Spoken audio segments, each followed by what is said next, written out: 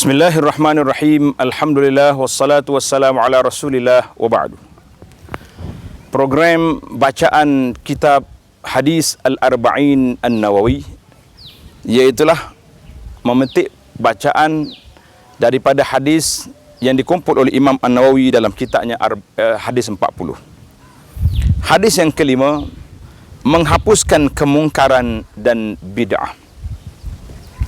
An Ummil Mu'minin Ummi Abdillah Aisyah radhiyallahu anha qalat, qala Rasulullah sallallahu alaihi wasallam, man ahdasa fi amrina hadza ma laysa minhu fahuwa raddun. Rawahul Bukhari wa Muslim.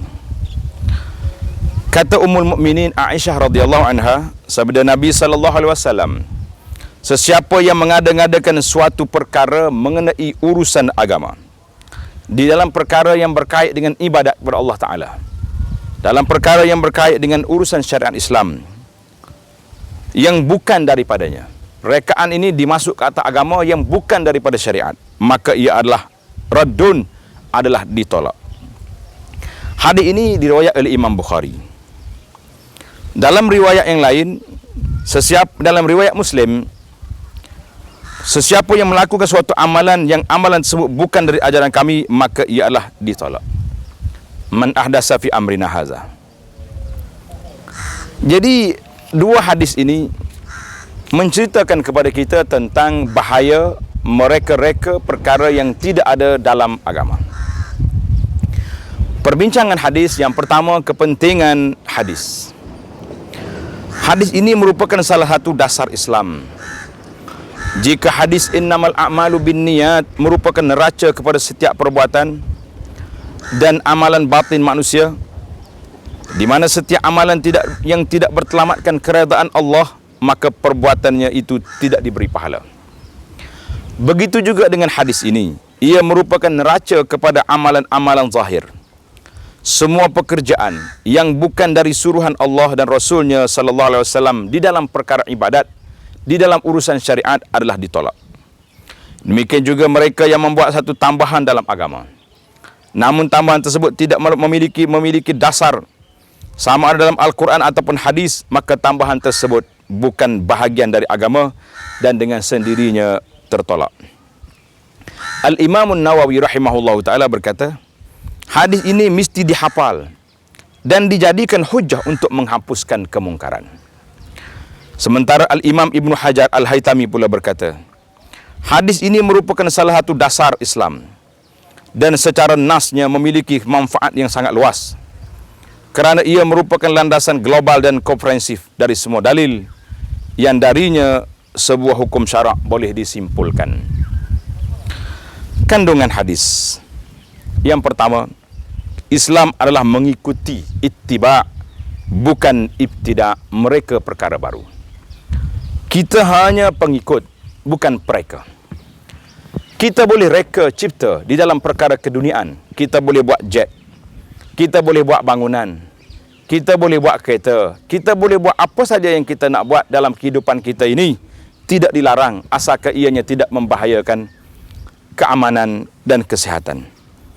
Tetapi di dalam perkara ibadat, tidak mungkin kita kata kita reka menambah-nambah dalam ibadat, seolah-olah kita nampak syariat yang ditinggal oleh Nabi sallallahu alaihi wasallam itu masih lagi belum sempurna. Yang kedua, amalan dan perbuatan yang ditolak. Hadis ini merupakan dasar yang jelas bahawa semua amalan yang tidak didasari oleh perintah syarak di dalam perkara agama adalah ditertolak. Hadis ini juga menunjukkan bahawa semua perbuatan sama ada perhubungan dengan perintah ataupun larangan adalah terikat dengan hukum syarak. Contohnya dalam perkara ibadat, tak boleh kita reka-reka ibadat yang tidak disyariatkan. Termasuk juga dalam perkara muamalat, kerana muamalat termasuk dalam hukum syarak. Segala akad kita, jual beli kita yang dilarang oleh syariat tidak dibenarkan, ianya tertolak kalau kita lakukannya, walaupun di atas nama apa saja.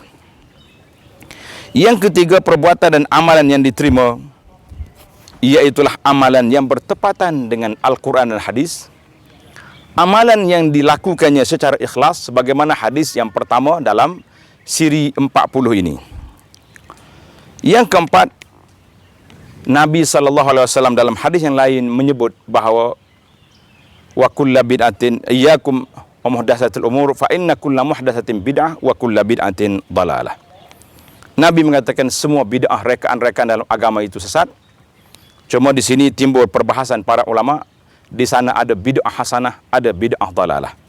Jadi kata Imam Asy-Syafi'i rahimahullah taala, segala sesuatu yang sengaja dibuat dan menyalahi Al-Quran, sunnah, ijma' dan athar, maka perkara tersebut adalah bid'ah yang sesat. Adapun perkara-perkara yang berkait dengan kehidupan, seperti yang dicontohkan di sini dengan binaan hospital, bangunan sekolah, belajar di atas kerusi, naik kenderaan, itu termasuk dalam bid'ah hasanah karena dia termasuk dalam rekaan dalam perkara kehidupan, bukan di dalam perkara ibadat. Yang ketiga, menentang golongan yang mempertahankan bid'ah. Jadi hadis ini Nabi SAW ajar kepada kita. Sebagian Imam Nawawi mengatakan kepentingan hadis ini yang perlu kita sedar bahawa mereka-reka ibadat itu adalah satu perkara kesalahan. Maka yang keenam, orang yang mengerjakan perkara bid'ah, perkara baru dalam agama ini, iaitulah amalnya tertolak dan kelakuannya berdosa di sisi Allah Azza wa Jalla. Inilah para jemaah sekalian muslimin dan muslimat, hadis yang keenam, yang kelima ini perlu kita belajar, kita teliti betul-betul, kerana kita lihat dimasukkan ke dalam agama ini perkara-perkara yang asing daripadanya. Maka banyaklah sebahagian daripada adat istiadat, upacara-upacara yang asalnya bukan daripada agama Islam ini telah dimasukkan ke dalam agama ini, sehingga nak pisahkannya di antara adat ini agak sukar dan mendapat tentangan, mendapat pembelaan daripada orang-orang yang membelanya.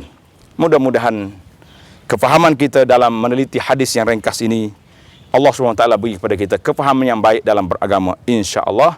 Sekian, Assalamualaikum warahmatullahi wabarakatuh.